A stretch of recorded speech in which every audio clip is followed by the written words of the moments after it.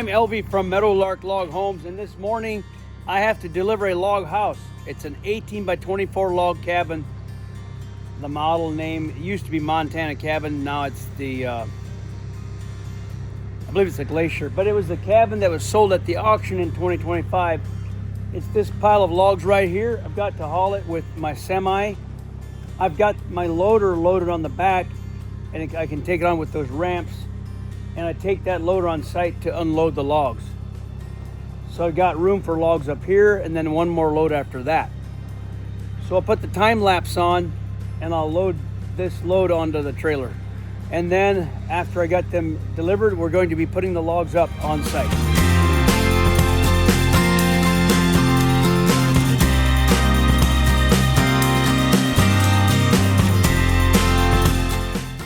We got to the building site.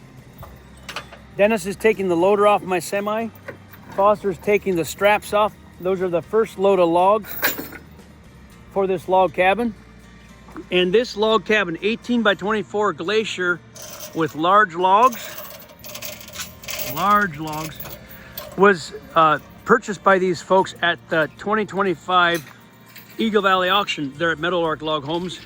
And you can watch videos of that. So this is the 18 by 24. The concrete is done and backfilled nicely. Good job on these porch piers. It has a porch out here.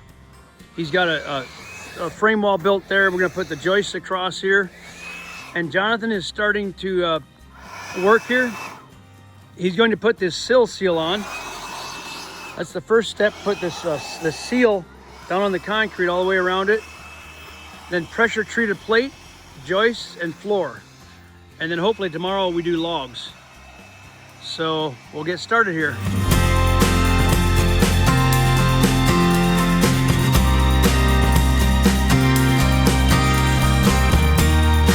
Foster is rolling the logs apart, breaking apart the bundles.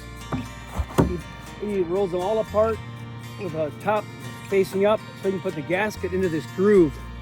Every log has a groove on the top for a gasket. And the gasket is right here.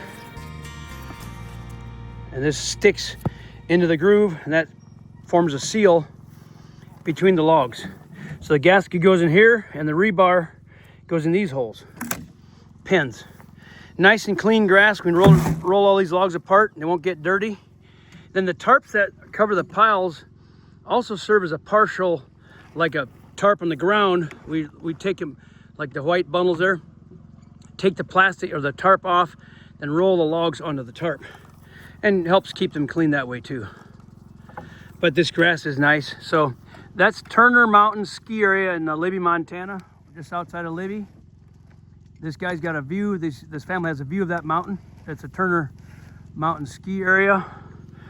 And so here's a look at the site. We got the first batch of logs here. Truck is unloaded. And the boys are putting on the first part of this subfloor.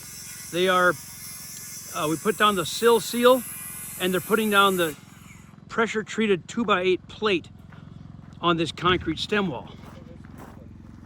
So this is the sill seal. That's the first thing that goes down. And then the pressure treated plate on top of that, we bolt these down. These studs come up from the concrete. So we're putting that plate down. Then I'll start preparing the rim. I think it's a 3.5 inch rim, goes all the way around it. And then joists.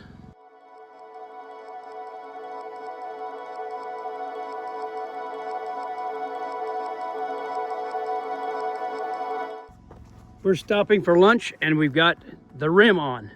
We got the pressure treat plate on top of the sill seal and bolted down tight with these nuts and washers.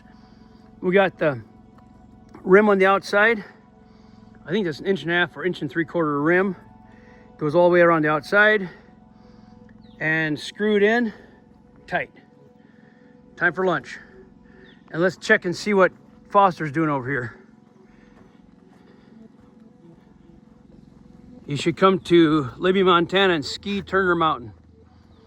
The owner said this is going to be an Airbnb. It doesn't have a name for it yet, but just search Libby, Montana, Turner Mountain, log home cabin or log cabin Airbnb, like 3 miles from the base, and it'll be this cabin. So he's got the gasket on here, almost done with the first couple bundles. Lunchtime, Foster, what do you think? I'm loading the last of the cabin that was sold at the auction. We'll take that up to the job site at Pipe Creek above Libby, and then we're going to set logs today and tomorrow. We've got several bundles here and the purlins. It took 2 trips with my semi because the logs were so large. The 18 by 24 glacier.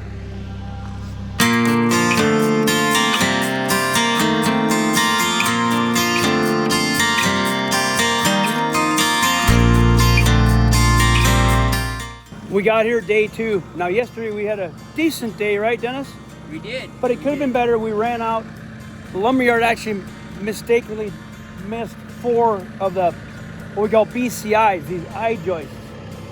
We're missing 4, and we've got to build a basement hole here. I'm going to tell you what I like to do.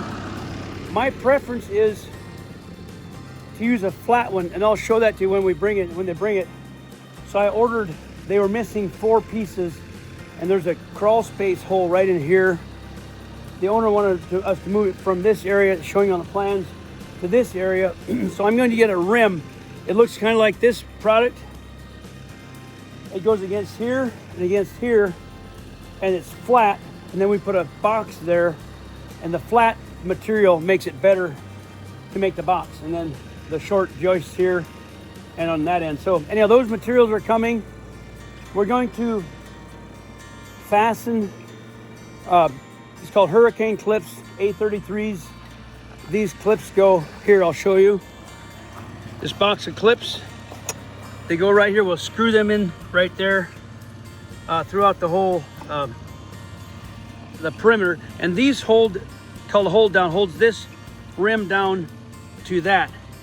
And then the bolts hold this into the concrete. So we'll screw these in that area like that all the way around.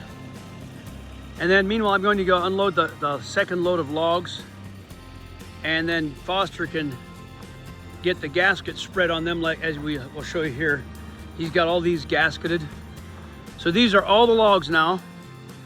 A couple bundles of ones, the first course there. This is what we brought yesterday. Got all the gasket on them. And then we got to unload that.